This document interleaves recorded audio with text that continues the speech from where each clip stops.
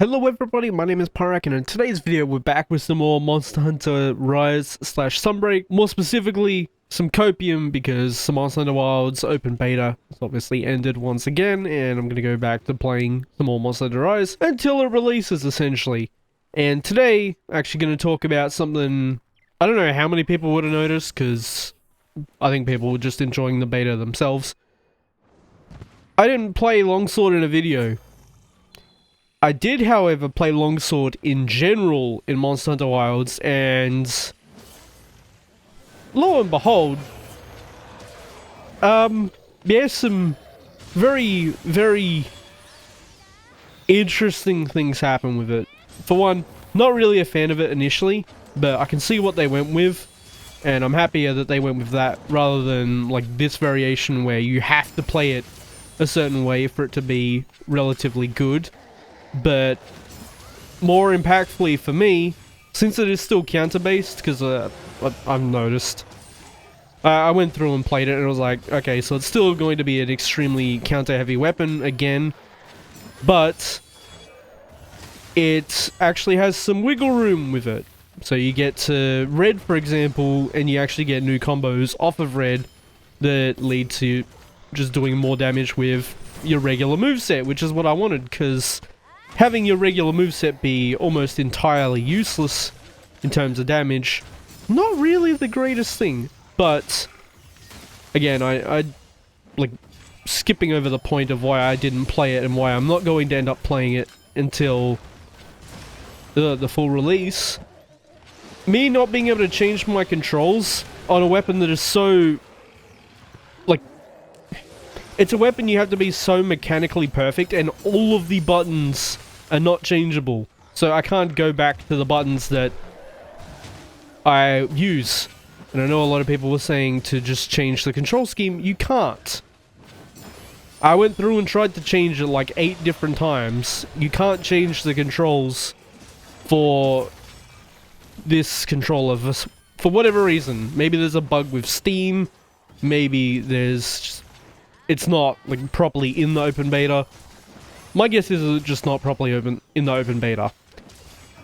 Not being able to have my controls for a weapon that's that mechanically intense is beyond infuriating.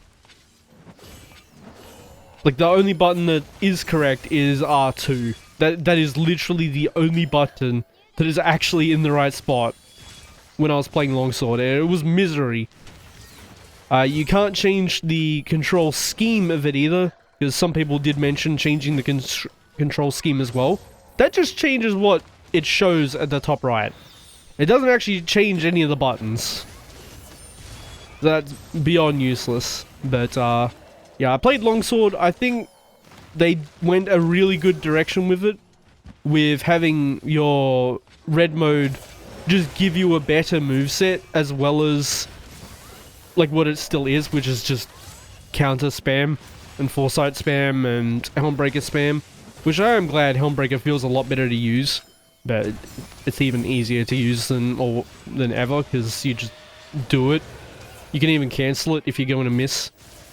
It's insanely easy just from that alone. But yeah, that's why I didn't have a single video on it. I did actually play it, didn't complete a hunt with it because I got that annoyed that I just couldn't get any of my controls to work that I normally have. And oh, nope. Okay.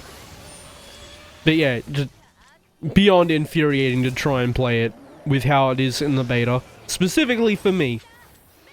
Again, maybe I could have plugged in my actual PS4 controller that has dodgy like inputs on it already, and just dealt with dodgy inputs going through sometimes.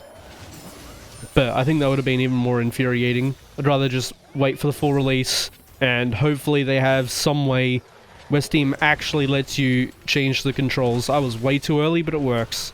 Intrepid Heart got the knockdown. Other than that, it's been a pretty good day. Played a lot of Marvel Rivals. Finally got to Diamond with the boys, like ranked. So we can now ban characters that we don't like, which is going to be really interesting, because I feel like one of us is just going to repeatedly ban stuff that negatively affects his character. Obviously, he wants to play only one character or two characters, and if someone else is in the game, he's not going to have a good time. Like Namor into magic, for example, which is kinda in my opinion. If you just have someone dealing with the squids, it's fine in my opinion. But yeah, we got the diamond. I landed my first bit of Bucky tech, because Bucky's like the DPS that I've been playing if I'm actually allowed to DPS, because like, say two people lock in healer or something like that, then I can play Bucky or Mr. Fantastic or something along those lines.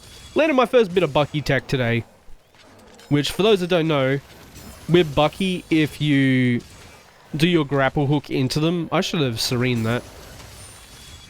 If you do your grapple hook into them, and then... Oh, that was a weird chunk of lag. Okay. Yeah, you do your Bucky tech into them. So you grab them normally. Uh-oh. And you can actually change direction mid-grab. Kind of like a Roadhog hook used to be. And that's impactful, because you can then do your follow-up, which also pushes them in that general direction. So you can, like, drag them directly to you, and then drag them even further behind everyone else. Oh! Out for blood, mate. I, like, stop paying attention for 2 seconds. And he, like, takes me out of Moxie and everything. I guess that's what happens. That was a horrid stagger. But it works out. Get it aside so I can avoid it. Would love to go get this wire bug, actually. That's so rude. But yeah, landed my first Bucky tech. No one helped me finish the kill, which was infuriating, but landed my first Bucky tech nonetheless, so I can do it. It was on a penny too. It would have been huge if they actually turned around to kill it. But, yeah, that's how my day's been. Like, post-open beta, last open beta, essentially. Playing a lot of Marvel Rivals. Trying out the longsword. And that was essentially like my first experience with longsword in that game. I didn't look up any trailers or anything for it, which is why there was no like react videos on the trailers for it, as I just didn't. Oh, nice, he hit me. I didn't actually look up anything for it. I knew it was going to be ludicrously broken, because people have been complaining about it already. But yeah, that was my first look at it. Nice. And it was kind of tainted again, because I just couldn't change to my control scheme on a weapon that requires, like, somewhat perfect inputs. It's like going to play a fighting game and there's like 2-second delay on everything. You're just going to have a bad time. There. Okay, nice. I'm already on this scroll. Change to this. Change to this. But yeah, I generally like what they did. Obviously, counters are still the strongest option for every single option, which means it's going to be like this game. But those that don't want to do counters actually have the new moveset that they can use, which is good. Because I know a lot of people still can't use Harvest Moon, for example, in this game.